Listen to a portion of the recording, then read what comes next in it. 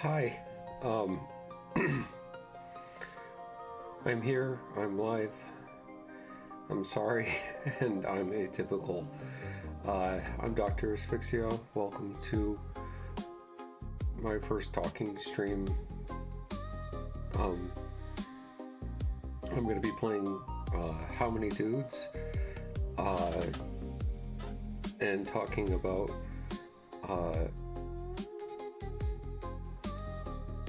semiotics, semantic drift specifically, and how the origin of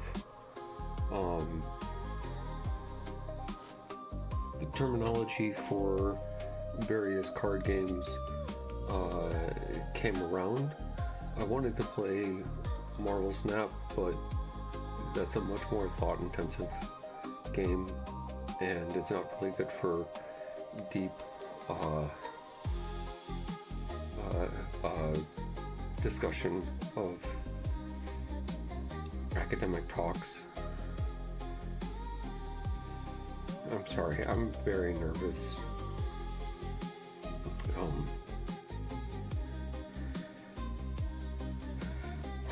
So,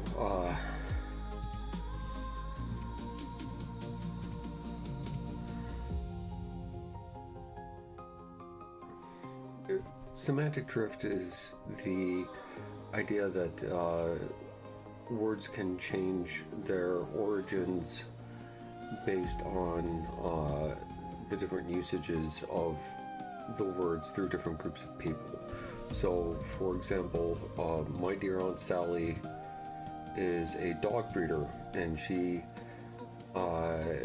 and her friends keep using this term Vogel, and I don't know what that means. So I ask her, and she says, well, basically means that it's not a golden retriever.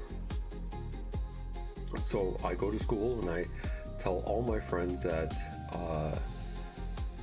professional dog breeders use the term Vogel to refer to any dog that's not a golden retriever.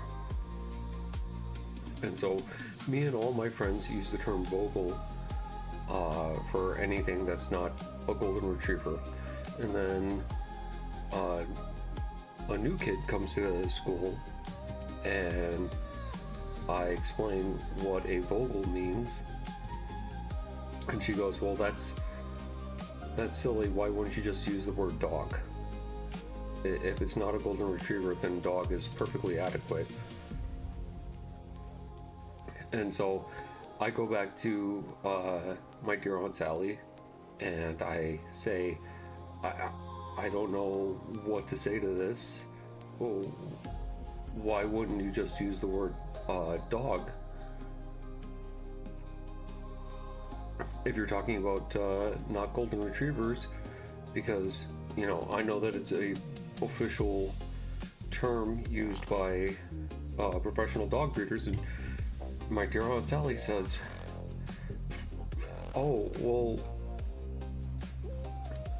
Erica Vogel very famously tried to submit a Dachshund Great Dane mix to a dog show, and so and then she forged the pedigree of this dog, and so now whenever we want to quietly say that we're questioning a dog's pedigree, we say Vogel.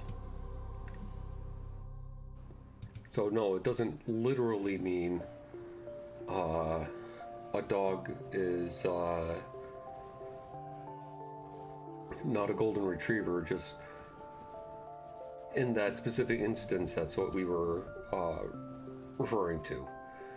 And that's an example of semantic drift. So the original word Vogel was an eponym, and that means that it's a word based off somebody's name.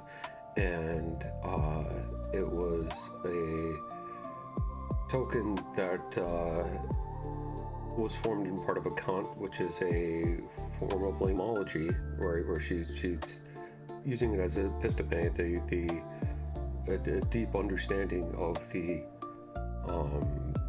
trade that she's within, and I'm using it as a form of doxa, and I would later evolve that into a more specific meaning that I could find usage out of, even though that isn't what the original term of the meaning was supposed to be.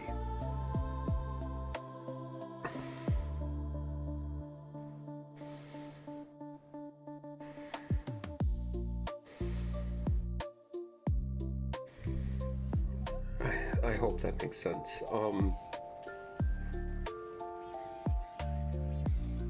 So in this way, it's a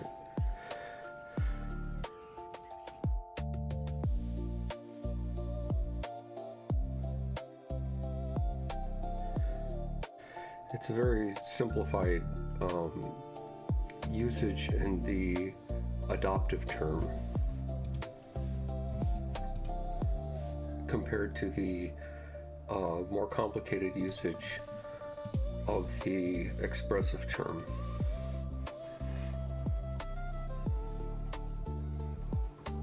So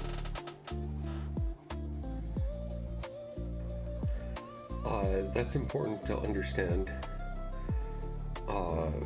the Chavez illusion, because we need to understand that there was semantic drift involving consistency as a terminology in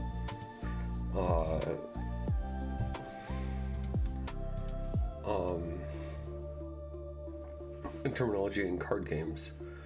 So this next part I'm not entirely 100% sure about. In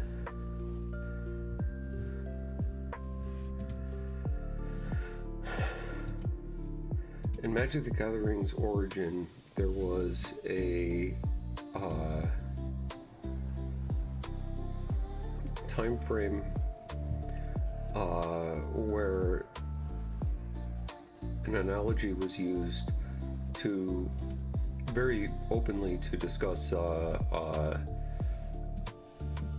deck building, and I'm not 100% confident on where it actually began from. I haven't been able to find any written documents regarding it. I haven't been able to find any writings from Richard Garfield. It does sound a lot like a Richard Garfieldism. I haven't been able to find anything in like Scry or Wizard Magazine. I haven't been able to find any blogs that reference this.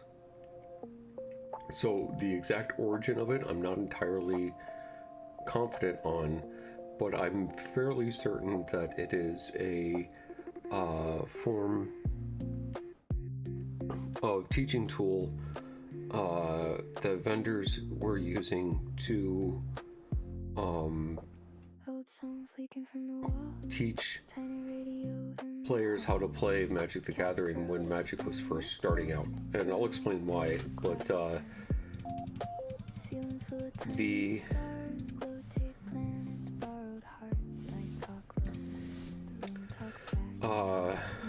stew analogy basically boils a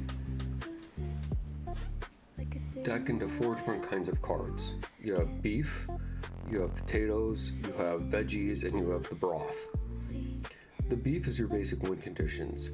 The potatoes are just cards that help you not lose the game. They help you stay tempo, stay involved. Their biggest purpose is taking up space in your deck so that you can continue to stay within the game and not lose pace against your opponent. Even though they're not specifically win cons, they're just generally good cards. So like when somebody's running a good cards deck, they typically are running a bunch of potatoes. Nothing is specific for strategy Jeff is a really good example of a potato. The baby land shark exclamation point is a really good example of a potato. Just all around solid card. Veggies are tech cards. They are things like Shang-Chi. They are things like Shadow King, Juggernaut. These are cards that are used to stop your opponent from winning. And then broth is the lands. And this is the critical one that we need to be focused on when it comes to terms like hypergeometric math and consistency and everything, because I believe that the word consistency does have a valid meaning in mathematics. However, in terms of card games, it's in reference to how thick or thin the broth of a stew is, right? Because if your stew is too thick, then it just ends up as a brick, which is a term that we use frequently when we come to a hand of dead draws, right? If you don't have enough lands to play anything, you have a bricked hand. If your deck is too thin, it has too many lands in it, it gets flooded and it breaks, right? The broth breaks. It separates from the thinner from the thicker agents. And it runs smoother, but you're just going to be spending all your time scooping out more and more land rather than actually getting anything out of it.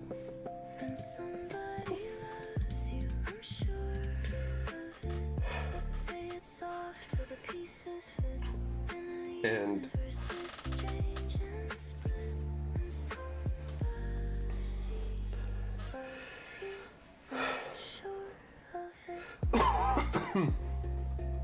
my apologies, I'm so sorry. I'm sorry, I'm really nervous. I don't like talking on camera.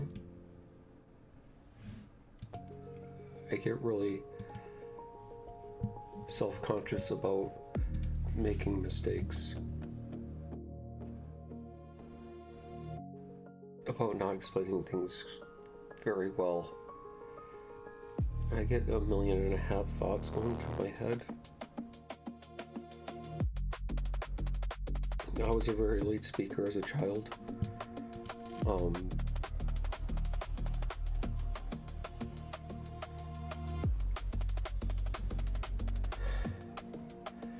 I don't know. I'm trying not to screw everything up. So, I'm sorry.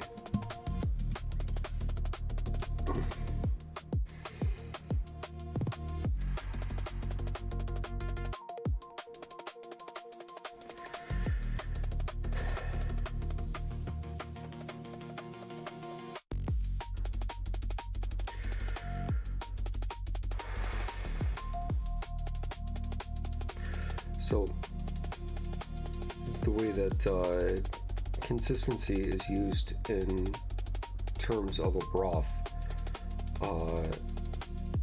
makes use of the concept of a deck thinner, which did exist in early Magic the Gathering, right? A deck thinner in that context of a broth would be a card that represents or simulates having more land in it than it actually has, right? Something like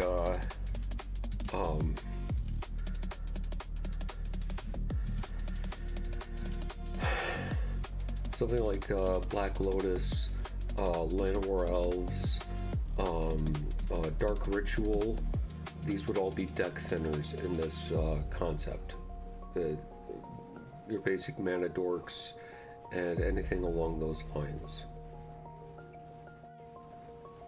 And well, deck thickening, or sorry, raw thickening agents do exist in culinary contexts. It doesn't exist in Magic the Gathering, because like there was no way to simulate having a thicker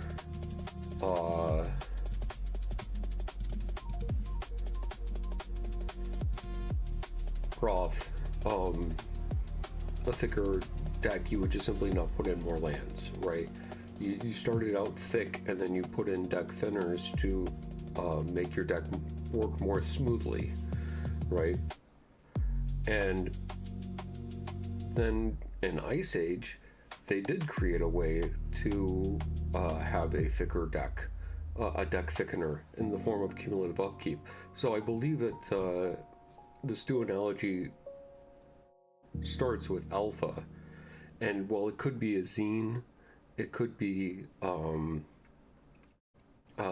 just apocrypha, like just simply, me remembering things and people remembering things alongside of it. There are so many things like, a big beefy card is being referenced to a card that wins games. Making somebody eat their tech cards doesn't really make a lot of sense in the colloquial sense, right? Why do we say eat tech cards but we don't say eat beef? Well, when you're a kid and you're dealing with eating your vegetables, that is a negative thing that you don't want to do but you need to do, right? And it kind of has that big brother bully kind of connotation to it of I'm gonna make you eat your vegetables, I'm gonna make you eat my tech cards.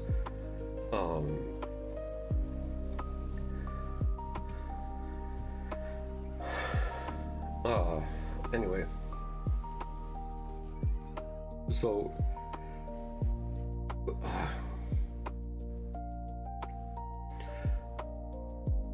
the and calling potatoes is just cards that fill space and aren't really purposeful by themselves. We still call bland pack filler cards potatoes, right? That's just a potato, like so like little elements of the stew analogy exists all throughout the TCG terminology, even though it has never really been codified anywhere specifically throughout Magic the Gathering's history. And I believe that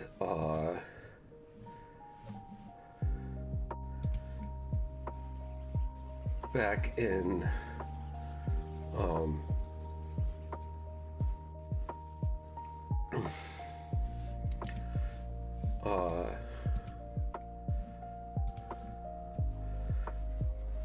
I believe that back in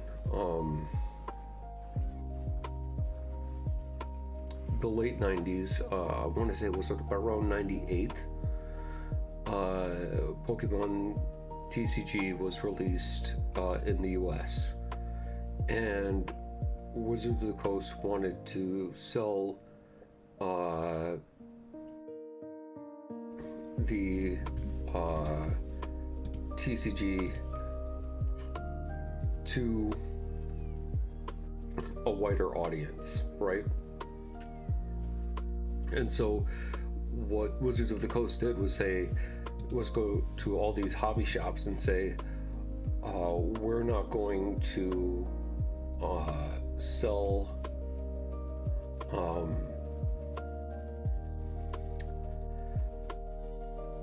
sell magic cards to you if you have pornography on display.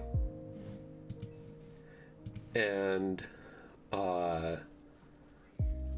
with the way that hobby shops used to be before they became friendly local gaming stores, this is the Grognard Exodus. This is where the term friendly local gaming store comes from. Without the ability to sell TCGs without the ability to sell Magic the Gathering specifically, a lot of these hobby shops ended up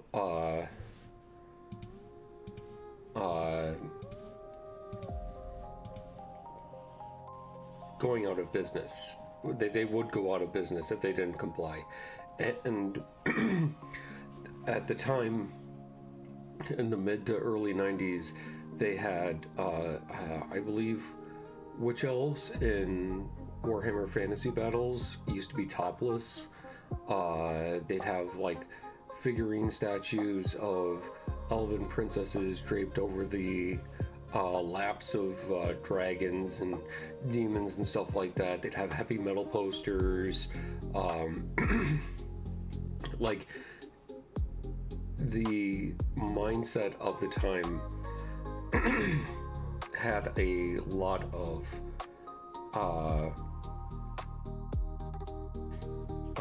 female exploitation, and they didn't. Wizards of the Coast did not want that in association with their brand, because they didn't want it to be a place that kids couldn't be dropped off to spend their money, their allowance on Pokemon cards. And so in doing this, what you end up with is a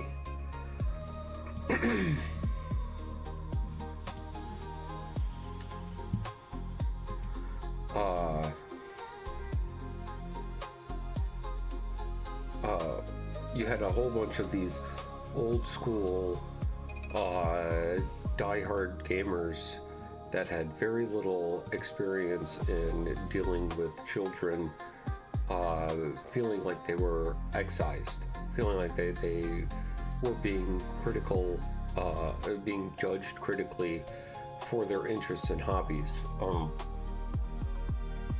And so they tried to go to other gaming stores that weren't complying with Wizards of the Coast, trying to put the squeeze on these hobby shops.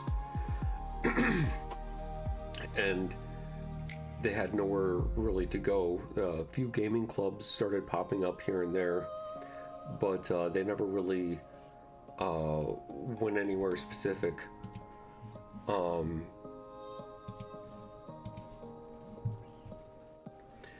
And the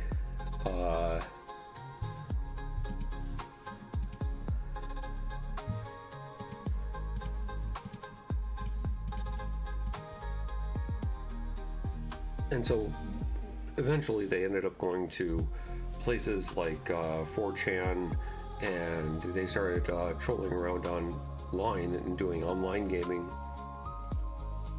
which is a big part of like the toxicity of online gaming at this at the turn of the 21st century. Was just these pissed off gamers who were feeling judged and excised from their place of interest, right?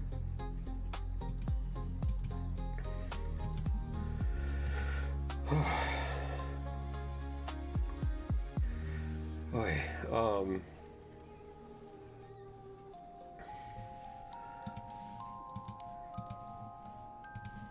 so with that in mind, it makes a lot of sense, at least to me, that the kids that were going around in hobby shops and, you know, playing Yu-Gi-Oh, playing Pokemon, playing these various card games, were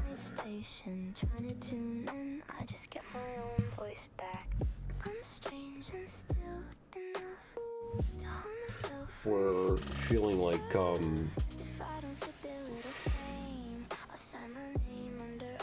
we're learning from the people who didn't leave the friendly local gaming stores, and we're learning through these remaining players how to play card games. And because if it was the vendors, if it was Magic the Gathering vendors teaching people how to play Magic for the first time during Alpha, the transition period between those 4 years of how many players were still playing Magic the Gathering at that time in 99, right, from I believe it was 96 is when Magic the Gathering was first released, from 96 to 99. Then you have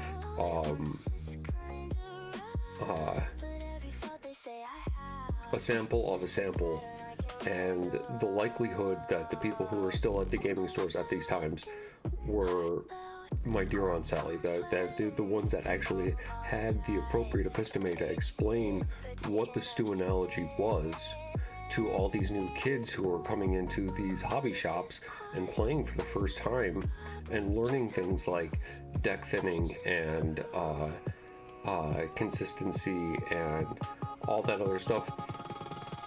You start to have the semantic drift go from this is how we explain the importance of card draw in a card game that uses land, and you start trying to apply it to another gaming system like Pokemon, and you have to adapt the terms where in Magic, yes, land tutoring is an important thing, but it's much more important in Pokemon.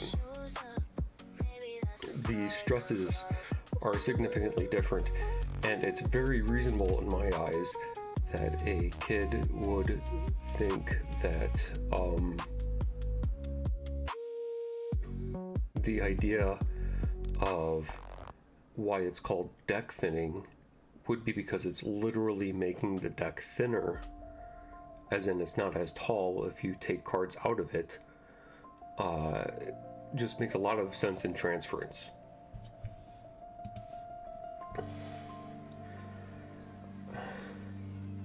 I hope this makes sense.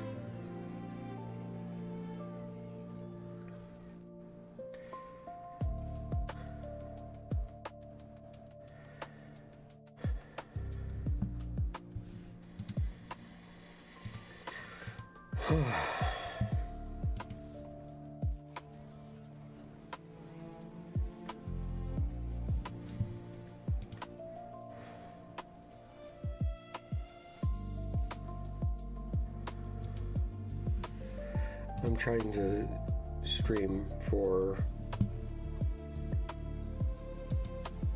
at least an hour every day, and I want to get into these interesting topics involving the Quicksilver paradox as a whole, but just go into more details about the specifics of each individual piece of the 3 pillars, so that I don't have to explain nearly as much.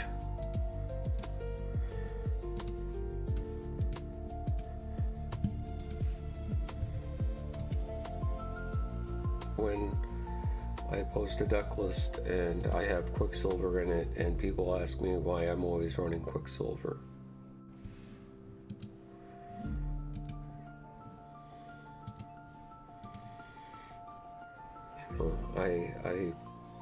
I like winning.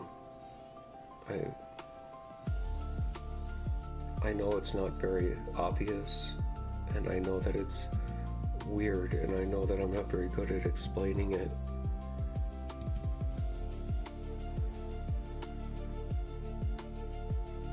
But like, I have evidence, I have a philosophy behind what I'm doing.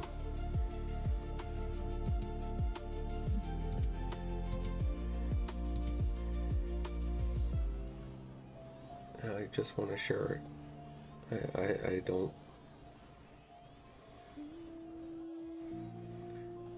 I think that it could be a very serious problem. And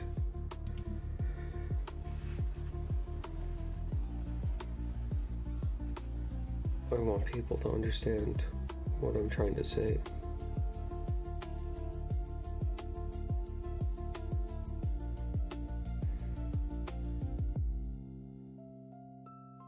I spend a lot of my time being really quiet or just repeating things over and over and over and over and over again.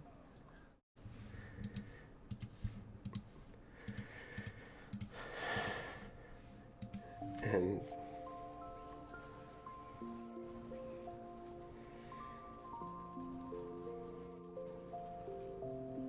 I'm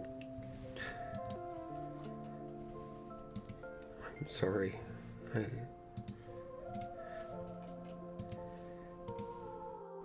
I'm just trying to help.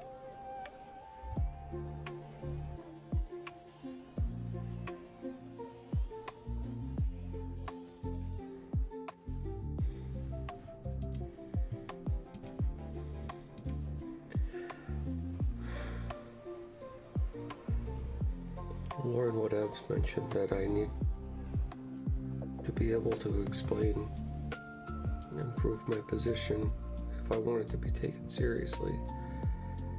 And normally when I'm met with extreme challenges, my way of doing that, of meeting that challenge, is just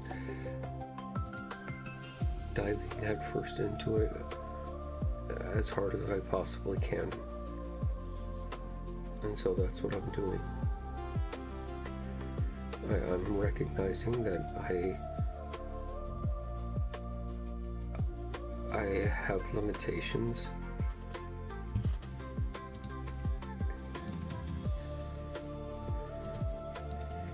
and that I have a lot of social anxiety, and I'm not very good at explaining things in person. And I'm going to try to explain it as best as I can. And I wanted to do a more formal format with a script and less rambling, but I just kept putting it off.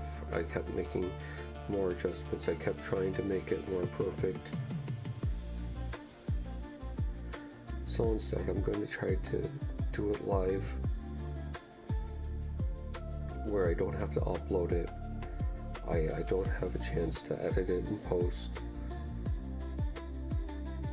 I just am actually putting things out there for people to observe. And I can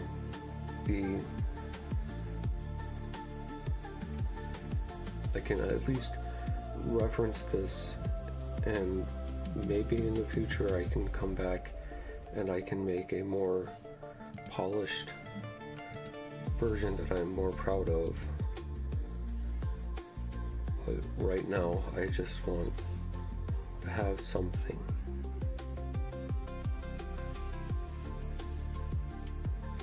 Something I can point to and say, this is a part of what I believe.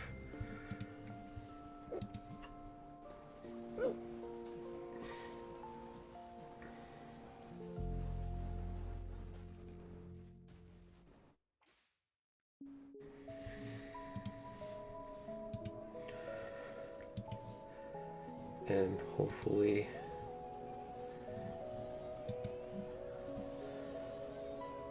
Friday I can have a longer stream where I'm just playing Marvel Snap throughout. I can try to hit infinite, and then I can start doing live batteries where I'm showcasing Quicksilver's ability to create a 4.3 win rate differential.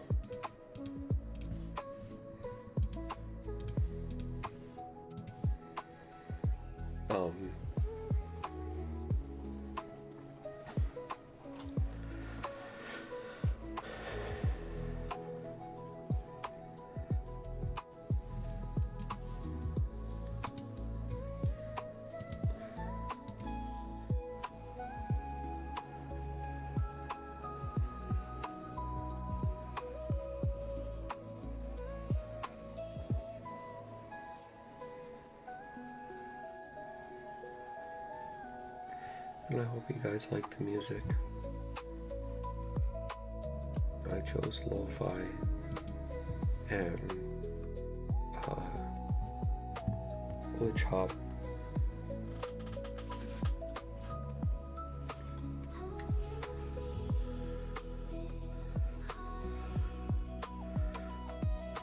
Because I thought it would be soothing.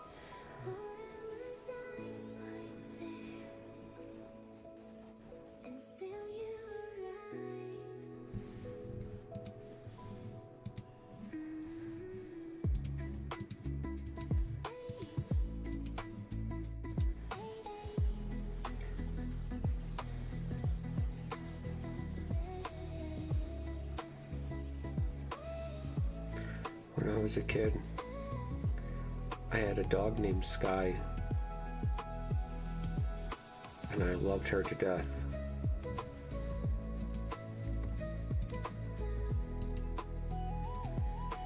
And in kindergarten, I drew a picture of her,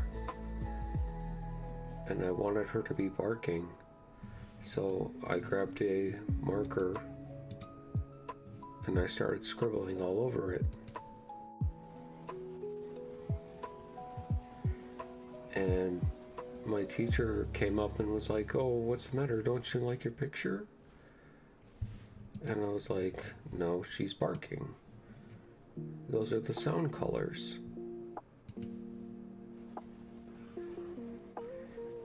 And my teacher had no idea what I was talking about. In the static air, cat curled up on my chest, like it knows I'm almost there.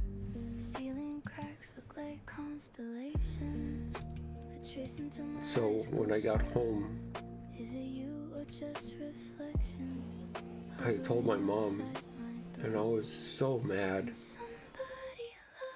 I was like, "How do you not understand what I'm talking about with sound colors?" Sound colors, the sound colors.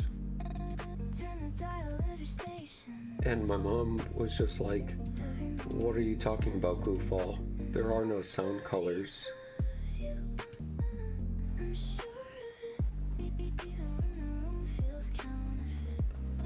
And my sister was like, "Bats can see sounds."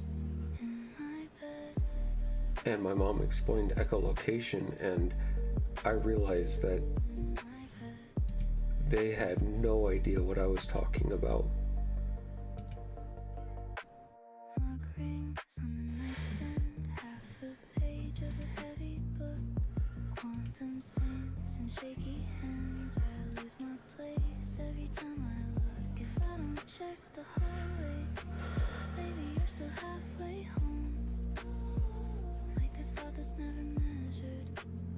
You're both leaving in alone. When I was at my grandparents', Somebody they were playing a golf game that's what the quiet keeps on. where, like, it was a little individual console and it allowed you to play golf on the TV screen, right?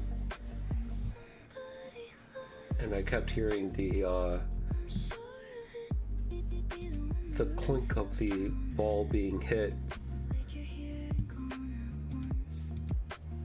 and I was like, I wonder if it's called the green because of the golf ball sound.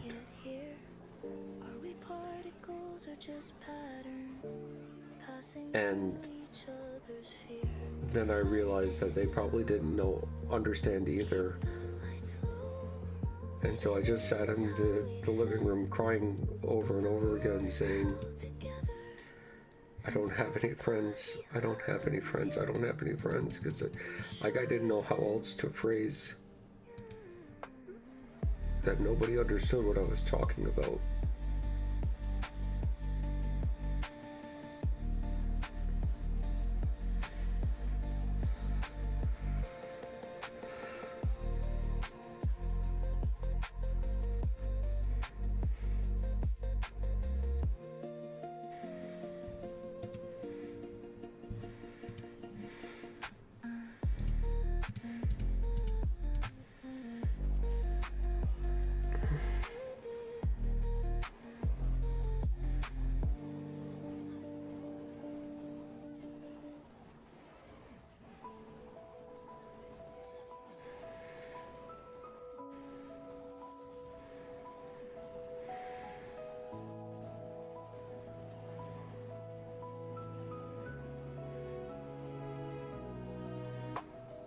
It's just very isolated.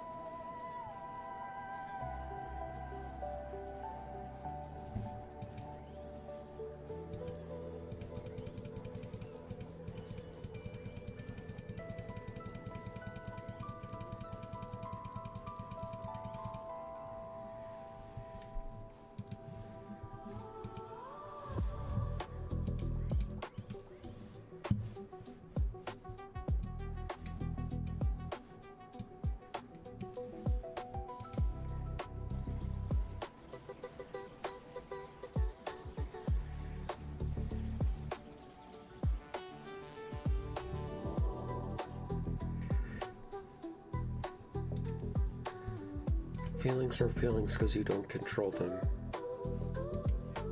Actions are something you have to take responsibility for because de dicto you do control them. So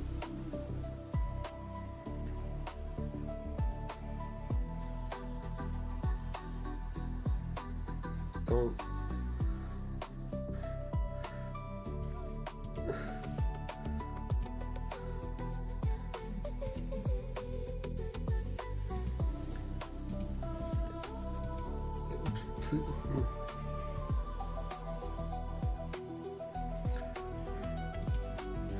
I don't know what I'm trying to say.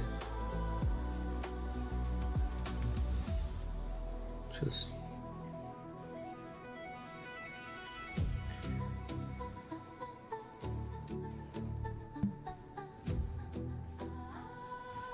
I don't know.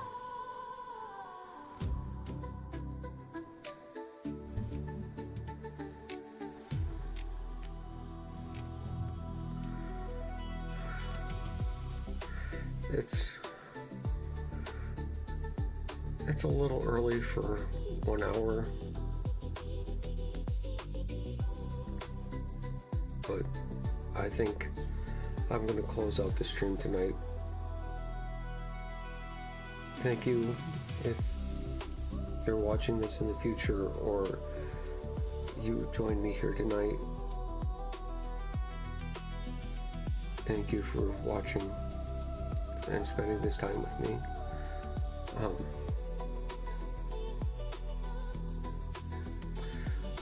I'm sorry. I don't know what else to say.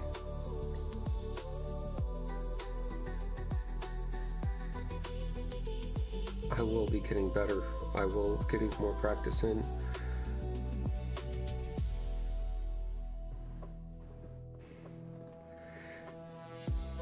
Thank you for watching. And somebody loves you. I'm sure of it.